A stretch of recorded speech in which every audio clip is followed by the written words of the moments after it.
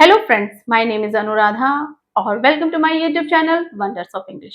Guys, आज मैं आपके सामने यूजेस ऑफ अनटिल और अनलेस लेकर आई हूँ, जिनका मीनिंग होता है जब तक कि नहीं। जब तक कि नहीं में सेंस, जिन जिन सेंटेंसेस में ये सेंस आता है वहां पर हम इन अनटिल अनलेस लगाते हैं।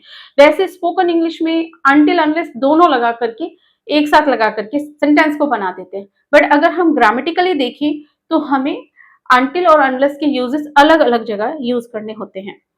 तो देखते हैं गाइस कैसे। देखिए, अनलेस, फर्स्ट ऑफ ऑल हम लेते हैं अनलेस।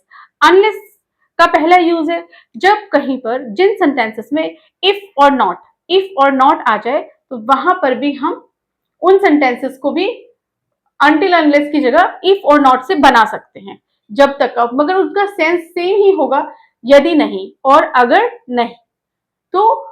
और जब तक नहीं ये भी बोल सकते हैं आप, तो हम कैसे बनाएंगे? देखिए guys, if you are not busy come here. देखिए गाइस, अगर हम स्पोकन इंग्लिश में बोल रहे हैं तो हम यहाँ पर देन लगा सकते हैं, कोमा नहीं लगाने की जरूरत है। और अगर हम रिटर्न इंग्लिश में बोल रहे हैं तो हमें वहां पर कोमा लगाना पड़ेगा। तो if you are not busy then come here. Unless, अब इसको अगर हमने अनलेस में बनाया तो हम क्या कहेंगे? Unless you are busy come here. Unless अगर हमने लगा दिया गाइस तो नॉट लगाने की जरूरत नहीं। क्योंकि ये नेगेटिव सेंस देता है। इसका मीनिंग ये होता है अनलेस का नहीं। इसके बाद जो सेंटेंस होगा वो आपको अफर्मेटिव में बनाना होगा। उसके लिए आपको कहीं नॉट नहीं लगाएंगे। देखिए, unless you are busy come here. Unless you are busy, देखिए यहाँ कहीं नॉट नहीं है पहले सेंटेंस में, और उसके बाद हमने आगे बोला कम हियर। इसका भी मीनिंग सेम वही है। देन नेक्स्ट सेंटेंस देखेंगे, if he doesn't want to work, if he doesn't want to work hard then leave him alone. अगर वह मेहनत नहीं करना चाहता तो उसे अकेला छोड़ दो। तो अब हम इसे इस अनलेस के साथ कैसे बनाएंगे? Unless he wants. अब देखिए गाइस, यहाँ पे डजंट लगाया, नेगेटिव लगाया, नॉट लगाया, मींस नेगेटिव सेंटेंस बनाया बिकॉज हमने इफ के साथ बनाया। अगर हम इसे अनलेस के साथ बनाते हैं तो हमें यहाँ पे जरूरत ही नहीं है नॉट लगाने की। हम सीधे इसे प्रेजेंट इंडेफिनिट टेंस के अकॉर्डिंग बना देंगे। जैसे unless he wants to work hard, unless he wants to work hard then leave him alone, guys, अगर आप यहाँ पे रिटर्न में लिख रहे हैं तो आप यहाँ पर देन लगाने की जरूरत नहीं, आप कोमा लगा सकते हैं। और अगर आप स्पोकन में बोल रहे हैं तो आप वहां पर देन लगाएंगे। लोग क्या करते हैं कि अगर ये सेंटेंसेस आपको बोलना है तो स्पोकन में ऐसे ही बोल सकते हैं, until unless he wants to work hard then leave him alone। तो अनटिल अनलेस दोनों का भी यूज करके बना सकते हैं। पर गाइस, अगर हमें बिल्कुल पर्टिकुलर मीनिंग पता होगा तो और भी अच्छी बात है, कॉन्फिडेंस आएगा। देन नेक्स्ट है सेंटेंस, देखिए ये वाला सेंटेंस। अब इसके जब तक के सेंस में देख लेते हैं। जब तक नहीं, unless they asked I did not tell. जब तक उसने नहीं कहा, ये पास्ट के सेंस में गाइस, ये पास्ट में आ गया आपका। अनलेस दे आस्क्ड, जब तक उन्होंने पूछा नहीं, आई डिड नॉट टेल, जब तक उन्होंने पूछा नहीं। ये नहीं का सेंस दे रहा है, उन्होंने पूछा नहीं मीन्स पास्ट का सेंस दे रहा है। जब तक उन्होंने पूछा नहीं, मैंने बताया नहीं। तो क्या बनाएंगे? Unless they asked I did not tell. Guys, next देखेंगे, unless he allows me he will keep quiet. जब तक उसने मुझे अनुमति नहीं दी या देता, जब तक, क्योंकि ये प्रेजेंट का सेंस है। और इसमें एक चीज और होती है, अगर दोनों सेंटेंसेस आपके फ्यूचर में बन रहे हैं, सपोज आप देखिए, जब तक वह मुझे अनुमति नहीं देता मीन्स या देगा, अगर यहाँ देगा भी आएगा तब भी ये जो सेंटेंस है, पहला सेंटेंस, ये आपका प्रेजेंट इंडेफिनिट में बनेगा। देखिए, unless he allows me I will keep quite, I will keep quite. Next sentence देख लेंगे, he will not pass the exam unless study, he will not pass the exam unless he studies। अब देखिए guys, यहाँ पर इसने लिखा है he will not, मतलब he से स्टार्ट कर दिया, हमने unless को बीच में लगा दिया। हम सेंटेंसेस को इस तरह से भी फ्रेम कर सकते हैं। अगर आप इस सेंटेंस को ऐसे भी बना सकते हैं, unless he studies he will not pass the exam। हम दोनों तरह से बना सकते हैं, unless he studies he will not pass the exam। Guys, अगर आप इसको सीखना चाहते हैं, मीन्स आप और बहुत सारे सेंटेंसेस बनाना चाहते हैं तो आप इसकी हेल्प से और सेंटेंसेस भी बना सकते हैं। एज वेल एज आप शेडोइंग टेक्निक भी यूज कर सकते हैं। जैसे कोई भी, मैं ही नहीं, कोई भी यूट्यूबर जिस टाइम वो कुछ इंग्लिश कंटेंट पढ़ा रहे होते हैं या फिर आप कहीं से सुन रहे होते हैं, तो वहां पे आप शेडोइंग टेक्निक यूज कर सकते हैं। मीन्स आप जो वो इंग्लिश के सेंटेंसेस बोलते हैं उनके साथ साथ आप भी पीछे से दोहरा सकते हैं, इमिटेट कर सकते हैं। तो ये आपके लिए बहुत अच्छा होगा, धीरे धीरे आपके माइंड ट्रेन हो जाएगा। ठीक है गाइज। गाइज अब देखते हैं अनटिल के यूजेस।